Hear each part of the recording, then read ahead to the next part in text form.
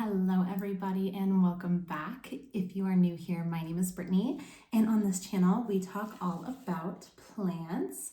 And today I wanted to talk a little bit about propagating because I do have some plants that are getting a little long and leggy that need to be propagated so that we can fill our pots in. And then I do have a couple of plants that have been propagating and catch it, here we go, and need to be placed into soil so that they can start their soil growth. So if you are into plants and into propagating, stick around and let's talk propagating plants.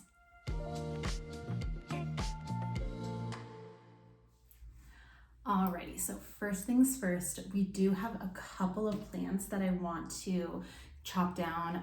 They've just grown really leggy or the stems are kind of taking over, and I would like to propagate these so that we can grow some roots and fill the pots and make the actual plants themselves look fuller. So that's the idea with our propagations today.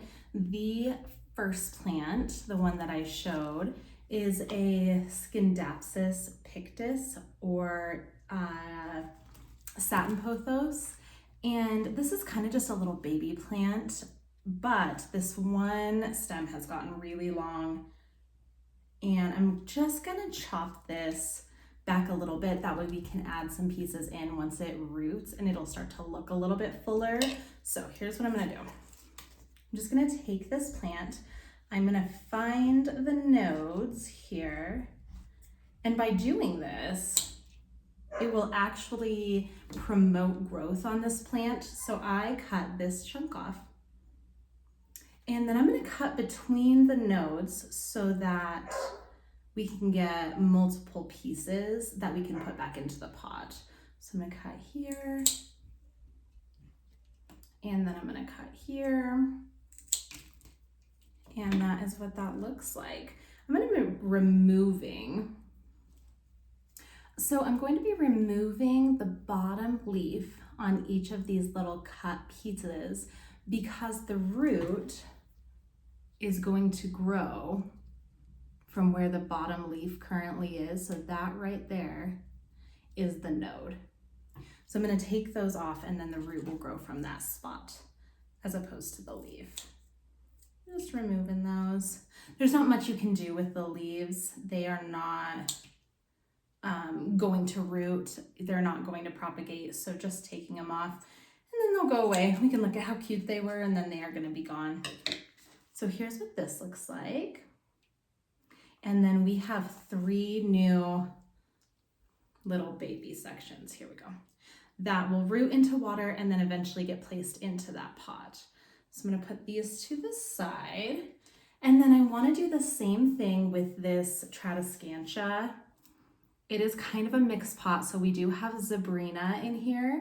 And then on this side, you can see a little bit, we have some Nanook in there as well. And the Zebrina, man, this thing has like taken over.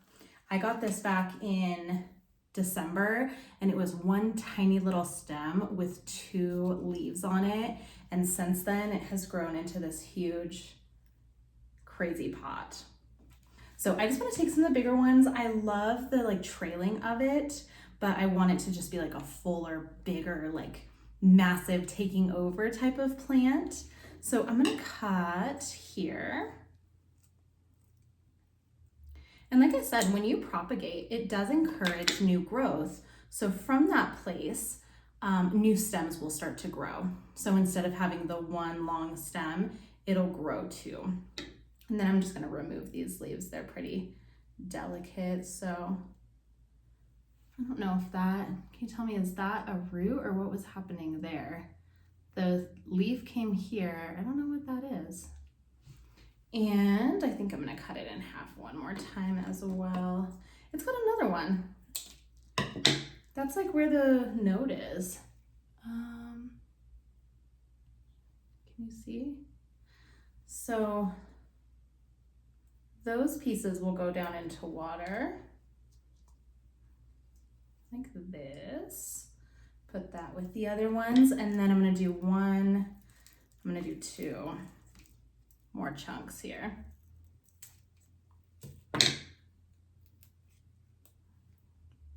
One and 2. So in the springtime is a really good time to propagate your plants because they're not currently in a state of winter, right? Where they're hibernating, where they are in a little bit of trauma because of the weather and the lack of sunshine. So they are happy right now. They're going to be less traumatized if you propagate in this time of year. Granted, I do propagate all year around and don't seem to have any issues. So that's what that's gonna look like. And then I've got all these leaves that are not usable. You know, I just have to show you, I cannot get over these Zebrina leaves. They're like shimmery, like literally glittery. And then the bottom side is that super deep purpley red color. I just love them. One tip is to not be like me and to do this with gloves, because sometimes the fluid that is produced from the inside of the stem can be not harmful, but can cause some stinging or some burning or some irritation. So make sure you wear gloves if you are concerned about that when propagating. And then the last one that I want to do is our Peru. And this is kind of turned into a super long, kind of leggy stem, and we're down to just 2 stems on this. So I am going to propagate this, hoping that we will have some new stems kind of popping out, as well as then obviously being able to fill out this pot some. So I am going to cut here. There we go. So that's about half of it. And then this will start to produce new. And then this is gonna get chunked up a little bit. So I think I'm gonna go here. I don't want it super short. And I'm just gonna keep 2, honestly. So I'm gonna cut this leaf off here. And this leaf off here. There we go. So these 2 will go into water, eventually go back into this pot, and I think it'll look better. Oh yeah, that will look so much better, fuller like that. Cute. There we go. So we've got all these little cuttings. I'm gonna place these into water, show you what that looks like, and then I'm going to show you what we have previously propagated and get those potted into soil. I'll be right back. Okay, so I got all those little guys planted into this one or propagated into this one, and then the bigger guys into this one. I did previously have a Hoya right here propagating, so I put it in there with that. And then here we have our fiddle and that snake plant that's like doing so well. Okay, got those all put away, good to go. So the couple that are have been propagating for some time that need to go into soil are this little leg from my philodendron micans. Look at those roots, like that happened so fast. That's crazy. It was getting so long hanging next to the window. So I'm gonna put that back into the pot that it came from. That leaf has seen better days though. And then the other one, let me grab it. This one I'm excited about is this, here we go, split leaf philodendron that I had gotten when I got my Monstera cutting. I do not know much about these plants, but I do know that since it's been in water, it has given me this leaf that is literally the size of my head and gorgeous and perfect in every way. So if you know about the split leaf philodendron, not to be mistaken with the Monstera deliciosa. Give us some tips in the comments because this is new to me. And like I said, I got it as a cutting from my grandma, but I'm super excited to pot it up and have it on display. So the roots are ready to go. They're producing secondary roots, so roots off of the water roots that were already made. And we've gotten one leaf. There's another leaf popping up here, so we're gonna put this into soil and see how it does. Okay, got that placed into a pot. And I did do a 5-inch pot because the root ball is fairly sturdy. I started with a 5-inch pot, and I mean, so cool. I do think I'm gonna put it on just like a pole, like a trellis, not a moss pole or anything, just so that we can kind of hold it up a little bit better.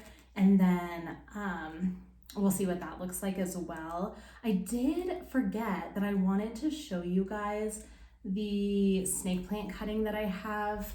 I've shown this multiple times, but it's looking so good. Let me grab it.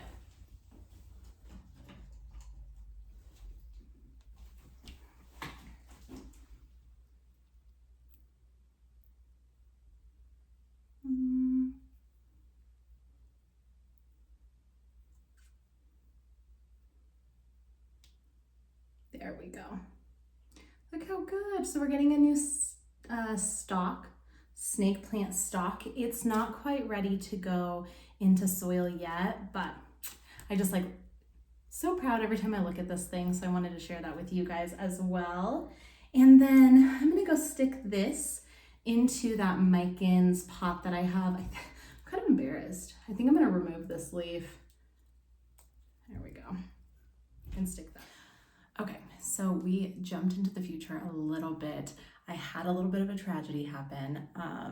When we were watering this plant in, it was sitting on the counter, bottom watering, and this puppy,